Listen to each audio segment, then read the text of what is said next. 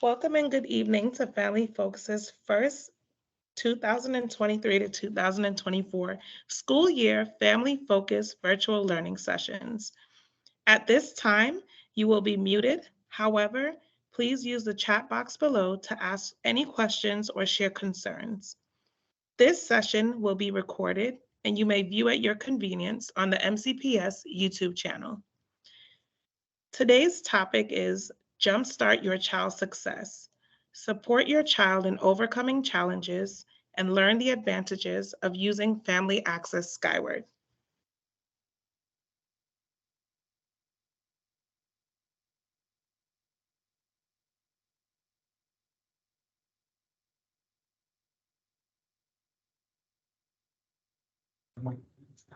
Okay, good evening, everyone, and thank you for joining us. My name is John McGowan. I'm the coordinator for School Counseling Services, and I'm going to cover a couple of topics with you tonight. The first being resiliency and how we're building resiliency skills in our students and our district, and then also covering just some highlights regarding an attendance campaign that we have in the district as an initiative this year to ensure our students are having good attendance and showing up to school. So I'll cover both of these topics with you.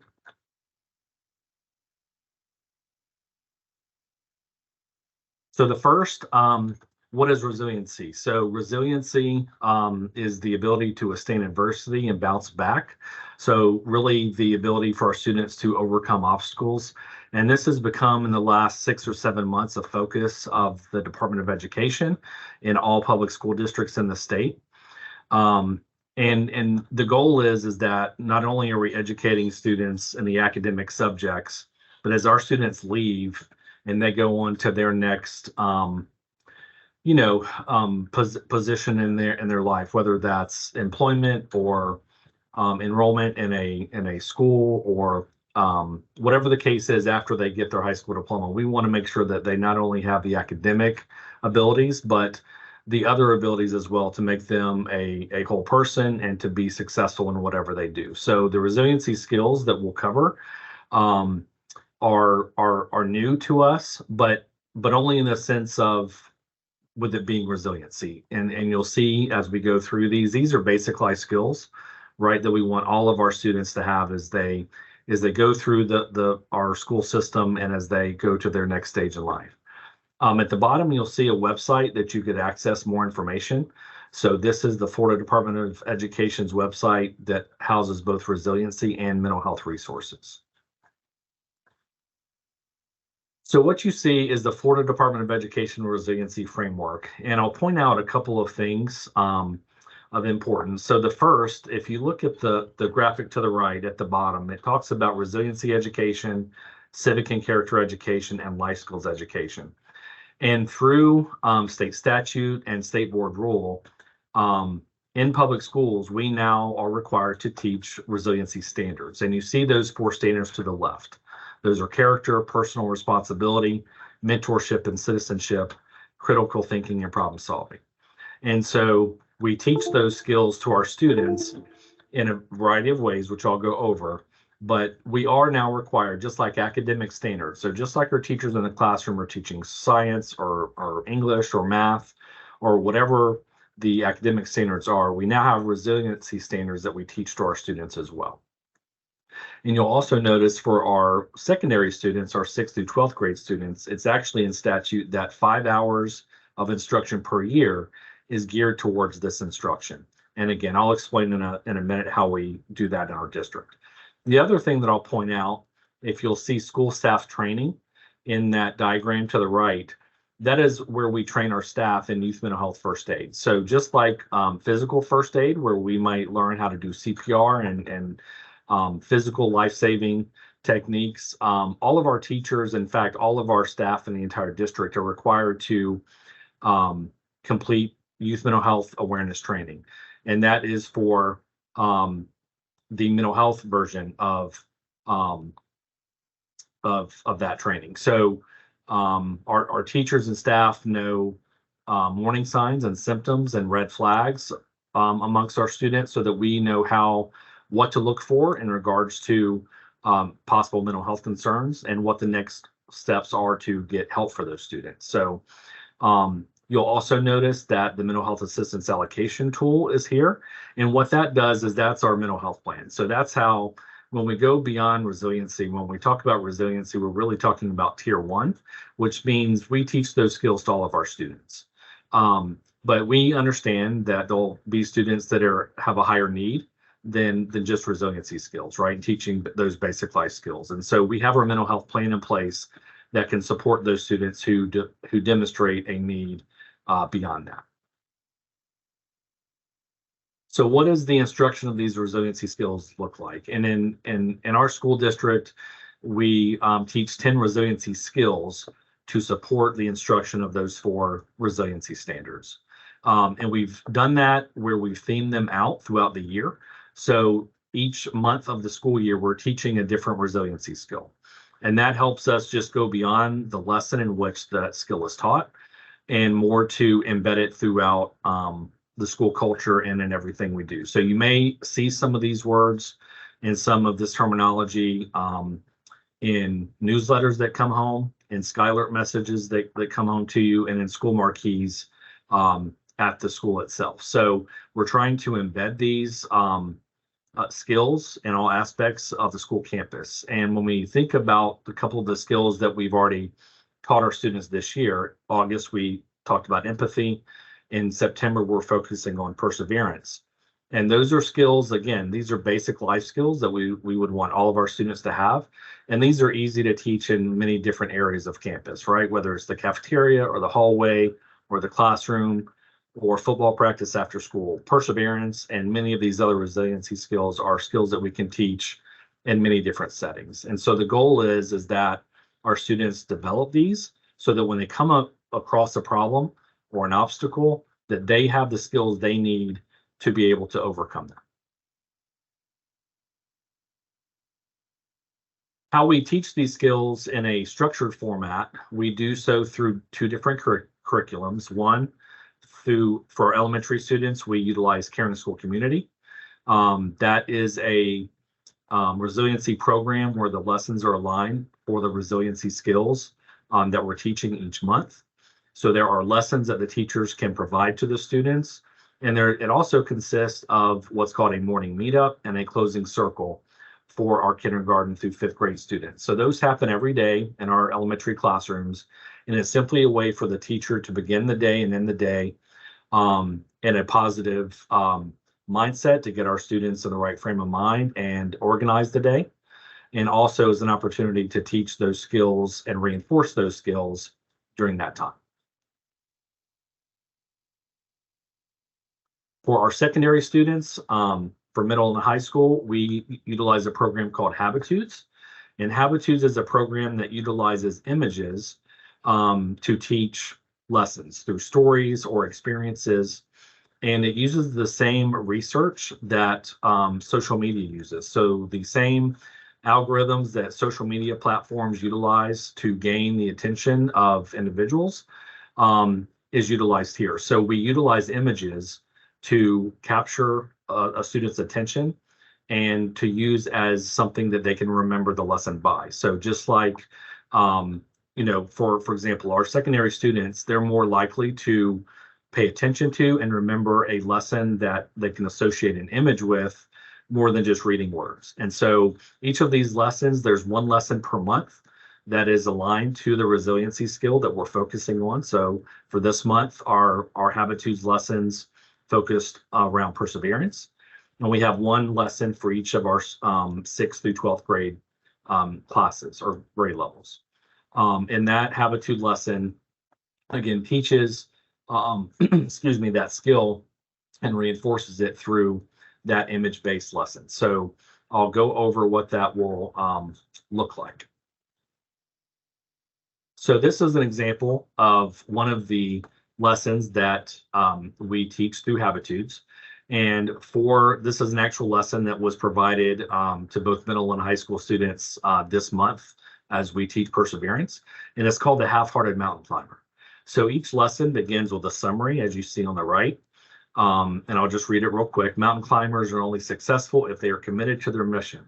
Leaders are the same way. You cannot have involvement without commitment and be effective. It goes with the territory. So we start with a summary, and then there's a couple of short YouTube or other movie clips that kind of captures the student's attention and then tells that story. And this story is basically a story of a mountain in the Swiss Alps, where about halfway up the mountain, there is a 5-star resort. And the story is that only about half the people who have their original goal of climbing to the top of the mountain actually meet that goal once they go halfway, get into the resort where it's nice and warm and there's food and coffee and other things like that. So when they rest and they come back out, most people don't finish the climb, right? They get to a comfortable state and then they go back down the mountain. They never finish their goal. So that's just an example of how we would teach the skill of perseverance, right? When we set our mind to something, when we set a goal, we want to persevere, overcome obstacles to reach that goal. And then within that lesson as well, you'll see there's discussion questions. So either large group for the whole classroom or small groups between maybe 1 or 2 students, where we ask them thought-provoking questions on how this lesson could be applied to them on a personal level. So that's just an example of how we teach a lesson through Habitudes.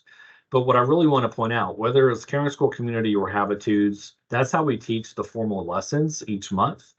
But again, it goes beyond that. We can teach these resiliency skills to our students in a lot of different formats through simple one-on-one conversations in the hallway or cafeteria, like I mentioned before. These are very easy life skills that can apply to a lot of different areas.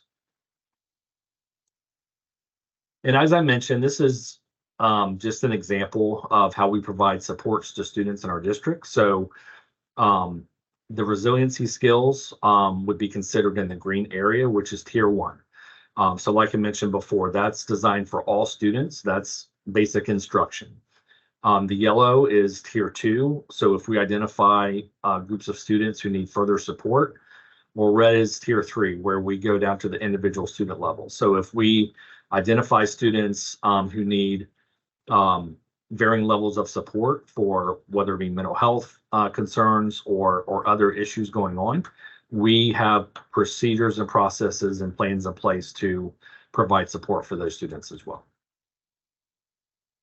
So with that, we're going to transition to our attendance campaign. And I just wanted to have a couple of slides here just to review with you to make you aware of this campaign and to give you some ideas of how you might be able to help your own students at home with attendance. So the campaign is called Showing Up Together, simply emphasizing that this is a team effort with both the school community, family community, and our community at large, with getting students to school, attending, but also on time every day. So a few statistics just to kind of set the stage for you. So this can start in preschool and kindergarten, where absences cause children to fall behind. So the academic research certainly is there that students who miss a significant amount of school,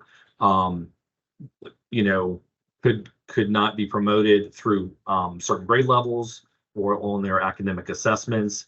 And students who get into absenteeism early, chronic absenteeism, the chances, the percentages of them not following through and getting their high school diploma increase dramatically. So every day is important. Missing 10%, which is actually considered chronically absent, only takes about 2 days a month. And so when we hear the word chronic absenteeism, we would assume that that's missing a lot of days, but really that only averages out to about 2 days per month. And so that's about 18 days per year. So that's missing 10% of school. Students can still fall behind if they miss just 1 or 2 days every few weeks. And being late to school may lead to poor attendance. We notice that it does become easier for students who are late to school or may be late to school to decide not to come at all. And that can develop into a poor attendance pattern down the line as well. And then absences and tardiness can affect the whole classroom as well. So what can we do together to improve attendance for our students? One is just setting a regular routine at night and in the morning, so students have expectations of what that will look like, and laying out items, so clothes and backpacks and lunches the night before to the extent that we can. so that that morning routine is as routine as possible. Developing backup plans. So if you drive your child to school or they ride the bus, if we know something will come up or in an emergency situation, is there a family member or neighbor or friend that you could call on to help get your child to school? Scheduling appointments and trips when school isn't in session, if at all possible. And then obviously, like we've talked about through the resiliency skills and through the other supports we have in the district, if there's other things going on with your child or other students that you know of, we have resources that can help. A lot of students are anxious about coming to school for a variety of reasons. And so we have resources there that can help. And then obviously we understand illness and sickness occur. So if that does occur, we have various platforms that our teachers can communicate with their students for assignments and assessments and just general communication. So if they are out, asking your student if they're able to keep up through those resources as well. So that's it for the resiliency skill and attendance information. Thank you for your attention. Appreciate it. Thank you, John McGowan, for sharing about resiliency. Just a friendly reminder, please ask any questions or share concerns in the chat box. We will continue to monitor the chats and respond at the end of the session. Please stick around after the session to hear the responses, take our survey, and also learn about our upcoming events. Now we are going to hear from our technology department, who will share with us how to navigate Family Access, which is a great tool for checking on attendance and grades. Good evening. My name is Chris Yeomans. I'm a program specialist in the Technology and Information Services Department, and we're going to talk about Skyward Family Access, and I'll also be showing you some resources that are available on our website to help you actually log into and create your Family Access account, and if you have questions as you are looking through your child's resources that are in Family Access. I'm sure these resources are going to answer most of your questions regarding this tool. So let's go ahead and dive in and take a look. If you're not familiar with Skyward Family Access, this is Skyward Family Access is a secure online application that allows the parents or guardians to keep track of what each of your students do while they're at school. While you're in the app, you can update emergency contact information for your students, including who can sign them out from school. You can check their attendance, their schedule, all of their grading assignments, and most importantly, view their official grade for each progress report and report card right in the app. It's the best way to stay up to date on your students' progress throughout the school year. You can access Skyward Family Access right here on the Marion County Public Schools webpage. There is a link right in the blue bar, right in the center. You can see my little green mouse icon right there. If you click on Skyward Family Access, it will take you to the login page. And this is where you would sign in to access all of the information for your students. So you might be asking yourself right now, where and how do I sign up for Family Access if I haven't done so yet? Okay, so what you want to do at that point is you just need to visit your student's school. And if you have multiple students, you just have to visit one of the schools to get your account activated. And once you get there, you need to actually show proof of guardianship. That's why you have to actually go to the school. And the school staff will assist you in getting your login ID set up. It's pretty simple and very straightforward. They just want to make sure that the person who is signing up for the Family Access is actually the proper guardian or parent for that student. And then you would actually come to the site and you would go ahead and log in with your username and the password that you create. Okay, so if you have questions about Skyward Family Access, here on the MCPS homepage, you can click on Parent, Students, and Community up at the top. And then in this directory, there is a resource for Skyward Family Access resources, and it's right here. It's all alphabetical. And when you click that link, it actually takes you to another site on our web pages. And these are all the resources that are available for you to be able to get access to Family Access. On the left-hand side, there's a table of contents, and these have all the useful resources. The first link down here is the frequently asked questions. So if we click on that link, you can actually scroll through all these questions. It answers questions about what information is available in Family Access. Everything from looking at their academic history, looking at test scores, fee management, even contacting the teachers can be done through this through Family Access.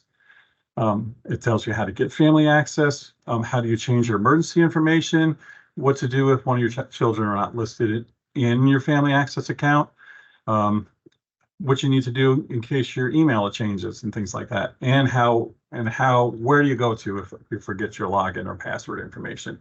All that information is there. You can actually scroll through that FAQ, give it a read, and hopefully it'll answer your questions.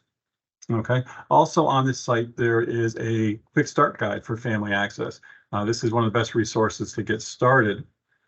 After you get your parent login ID account, you'll actually go through here and you can follow the steps outlined on this web page. As you scroll through the directions, you'll see how to set up your initial password, how to open up Family Access, how to set your contact email address, which is an important step if you want to set up your Canvas Parent Observer account in the future. As you scroll further on down in this list, you'll see how to edit your student's emergency contact list so that additional friends and family can sign out your children from school. Okay, so you can go through this process. It'll give you all the information you need to get set up and actually start viewing your students' attendance and grades. Okay, the next choice down here is the forgotten login and password assistance. So when you click on that link, all you have to do here is put in your valid email address or username, click the I'm not a robot button, and submit that, and you'll receive an email that has a link to reset your password, just like it says up there. It is pretty straightforward as long as your email is actually the accurate one in Skyward. So that's the most important part, is making sure that that email that you have listed is the one you regularly use. Okay. If you ever receive a message that says you have an invalid login or you're locked out of your account, you can click on the link here, and that takes you to a long form that you have to fill out so that they can check your information. And within 2 business days, they can usually get that sorted out for you, and then get back to you with the next steps that you need to take care of. Okay. One of the most useful resources on the site is how to set up your Skyward mobile app on your smartphone or device. This is actually how one of the ways that I check all of my students that are in Marion County Public Schools, all their grades and their attendance and things like that. So I find it really useful.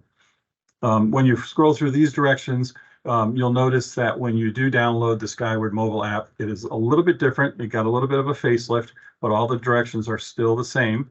So you can follow these directions to get your mobile app set up. And the nice thing is, once you get it set up, it will actually work with your password or your Face ID, whatever you have available on your smartphone, to get into your smartphone, so you don't have to keep on entering password information, which I think is really nice.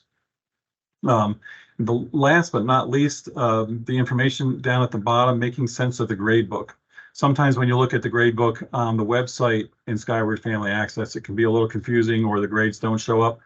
I would take a look at these slides on here, and it kind of shows you a way to navigate through a little bit.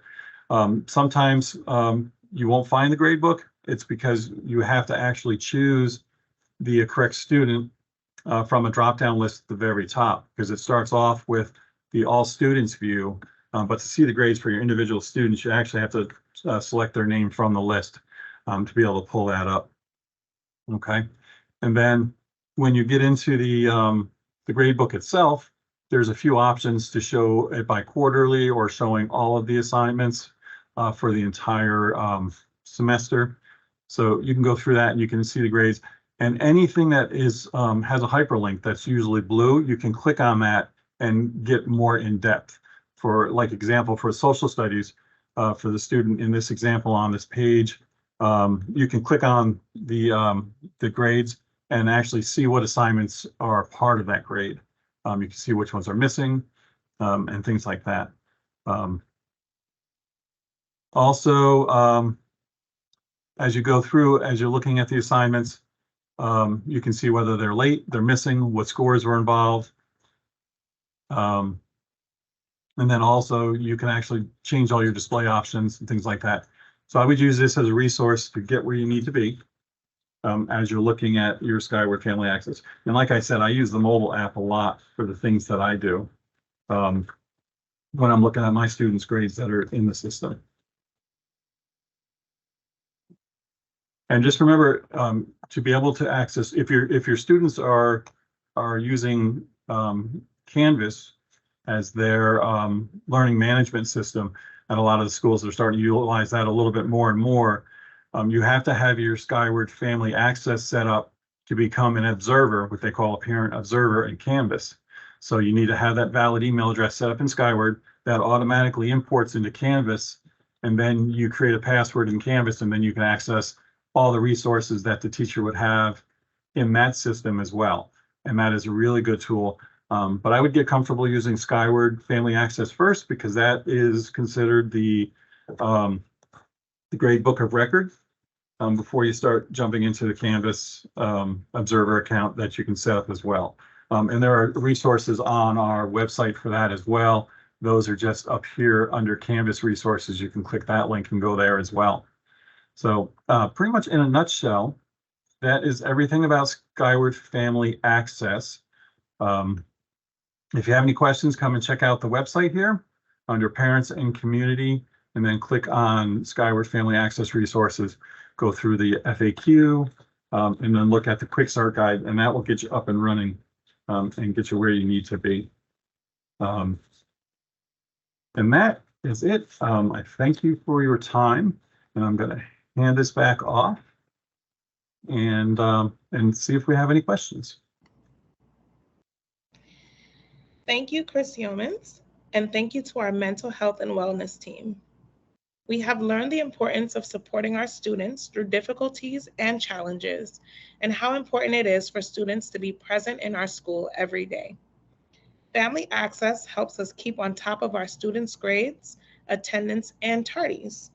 Thank you again, Mr. McGowan, Ms. Del Nodal, and Ms. Acevedo for interpreting.